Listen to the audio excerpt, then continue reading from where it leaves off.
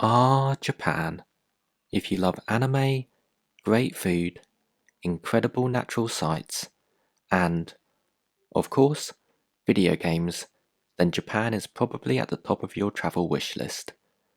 And if you love gaming, there's one big reason to visit Japan: the arcade scene.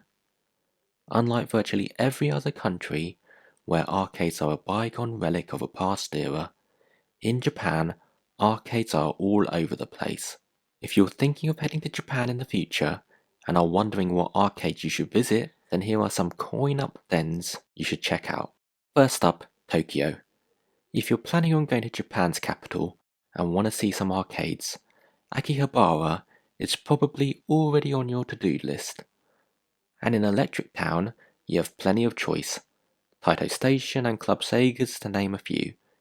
You'll be able to see these buildings a mile off. But if you're pressed for time, I'd advise two places to head to. First up, Super Potato. The iconic video game store may get described as a tourist trap by some, but it's still a wonderful place to visit. It's a massive retro game store with floors housing tons of games from different eras of gaming. Even if you don't spend any money, it's worth visiting as it's like walking around a video game museum. And on the top floor is a little arcade. There aren't too many cabinets, but it's a nice cozy place to game and a cool way to end your visit to Super Potato. Just be warned, like all Japanese arcades, it also doubles up as a smoking den, so you may need to get some fresh air after a while. The main arcade you'll want to visit though, in Aki, is Taito Hey.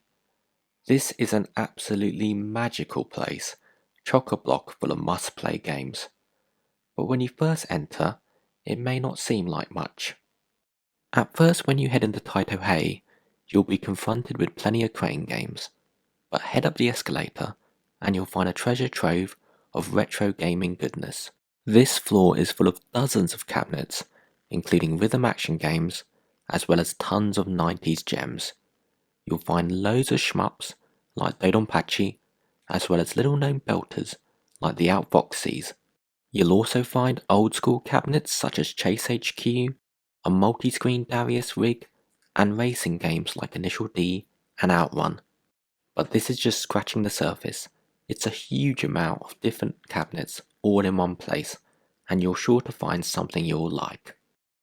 The next floor is filled with fighting games, old and new, so from classics such as Street Fighter, iconic SNK games, Virtual Fighter, to more modern hits like BlazBlue. These two floors are where I spent the most amount of time, mainly playing a ton of rhythm action games like Beat. On the top floor you'll find more modern rigs, including absolutely massive, high-tech cabinets.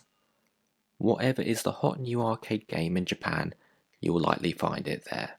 Taito Hey is a great blend of old and new, and if you only have time to visit one arcade in Tokyo, then that's the one to head to. But Japan's arcade scene isn't solely about Tokyo. You'll find insert coin cabinets all over the place. Osaka is a great case in point.